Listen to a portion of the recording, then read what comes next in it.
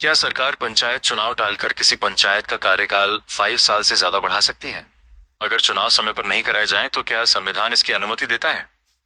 इन्हीं अहम सवालों पर इलाहाबाद हाईकोर्ट ने एक महत्वपूर्ण टिप्पणी की है।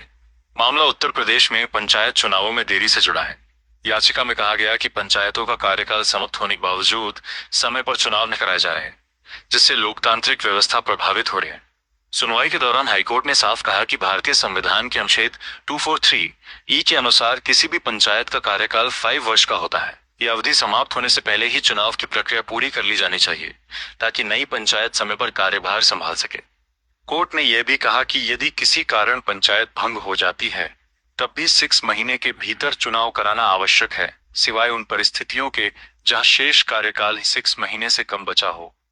हाईकोर्ट ने सरकार से पूछा कि आखिर पंचायत चुनाव कराने की टाइमलाइन क्या है और चुनाव में देरी के पीछे क्या कारण है। अदालत ने स्पष्ट किया कि लोकतांत्रिक संस्थाओं को लंबे समय तक बिना चुने हुए प्रतिनिधियों के नहीं छोड़ा जा सकता। कोर्ट का मानना है कि पंचायतें लोकतंत्र की सबसे बुनियादी इकाई हैं और इनके चुनाव समय पर होना संविधान की मंशा है। इसलिए राज्य सरकार की जिम्मेदारी है कि वह निर्धारित समय के भीतर चुनाव कराए और यदि देरी हो रही है तो उसका ठोस कारण अदालत के सामने रखे। अब इस मामले की अगली सुनवाई में राज्य सरकार को चुनाव कराने की योजना और समय सीमा अदालत के सामने प्रस्तुत करनी होगी। इसके बाद ही यह स्पष्ट होगा कि पंचायत चुनाव कब कराए जाएंगे।